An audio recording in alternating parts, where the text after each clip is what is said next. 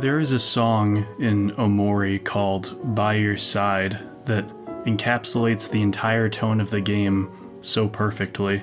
There's an uplifting vibe and optimistic mood to its melody, but there's an underlying hymn that's ominous. It might make you feel cozy one moment, but the chorus underneath it all fills you with slight unease, reminding you of the eeriness lurking silently underneath everything you do. It's a liminal space that should feel normal yet doesn't. Like an abandoned playground, there's a sense of faded happiness and a tinge of sadness that's always on the tip of your tongue, yet not fully able to be articulated. The characters and stories sneak under your skin and stay there. The flash forwards give you questions that you need to answer and motivation to see things through more than any gameplay incentive could. And when everything was revealed in the game's closing hour, it left me spiraling for days after the credits rolled. Here I was in my own house, ready to sit down and continue my Elden Ring binge, but I couldn't even bring myself to play it. I was too busy sulking over the sharp emotional pain in my stomach because of some weird little indie RPG. And if that doesn't sound fun at all to you,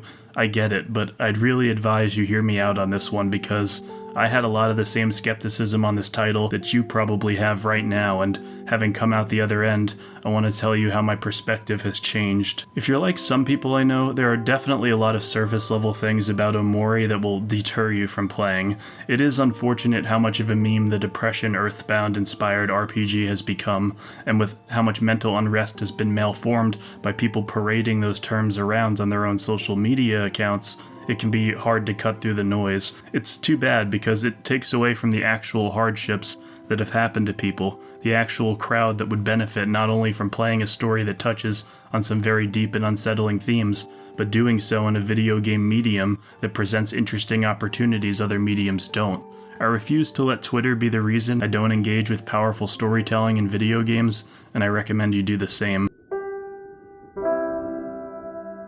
Like a Twitter artist that doesn't post their political views, Omori was a pleasant surprise and a welcome change of pace. Omori is about a kid named Sunny. Throughout the game, you'll switch between the waking world and the dream world. Situations with characters between the two settings vary, and the reasons for why some of them are where they're at in reality are not completely revealed until way later in the game. Early on, a close friend is stolen from you, and you make it your mission to find out where he is and find out what's happening on a larger scale. Seeing the hardships these kids face together and watching them hold on to their childlike optimism through everything that happens can be painful to watch, especially during moments where they lose sight of what they're trying to do in the first place. It's far from the first game to use cute characters in the guise of a darker setting, but it's been a really long time since I've seen someone do it this well, though that story is occasionally interrupted by the game's turn-based battles.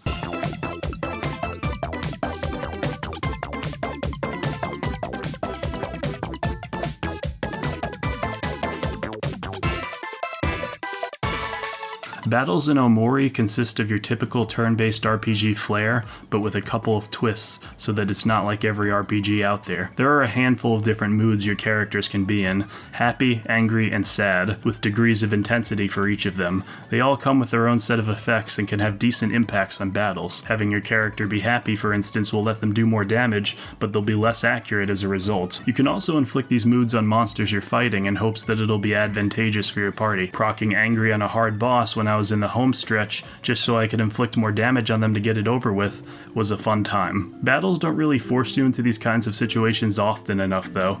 Later bosses can be survived by using some turn-based common sense and then initiating your overpowered team attack, which obliterates health and is pretty much required to use with how spongy some of the late game bosses are. The sprite work in the overworld won't blow your mind or anything. It gets the job done and is about what you've come to expect from a lot of RPG Maker games, but the art mid-battle is the opposite. It's tonally perfect with the game, obviously pulling inspiration from Yoshi's Island with its thick lines and chalky crayon aesthetic. Overall, the combat is serviceable and has a couple of neat ideas, like tag team attacks that reflect the dynamics between the characters outside of combat, but ultimately the drive to unearth the layers to the bleak plot are going to be what compels you to finish this game. Later down the road, it's not uncommon for the combat to feel like an obstacle that inhibits your enjoyment rather than bolsters it, but one thing that I absolutely promise will bolster your enjoyment is the music.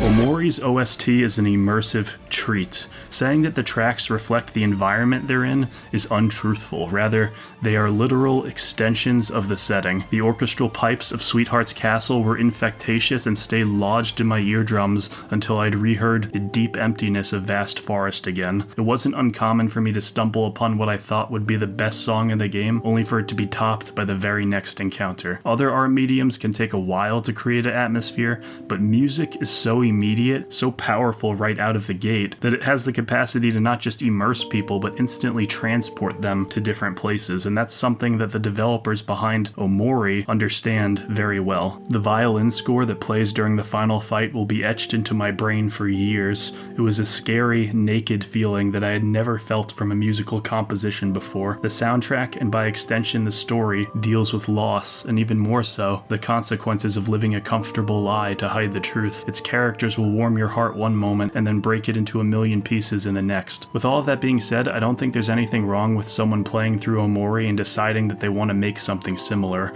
RPG Maker is one of the easier things to create with, and if someone thinks it's the best vessel for telling a really potent story, I'm honestly all for it. For as much as OMORI resonated with me, I'd be lying if I sat here and told you the game was perfect. Besides the issues with battles that I mentioned earlier, there's definitely a lot of times where you'll end up getting lost, and it doesn't help that Mari's tips are absolute shit.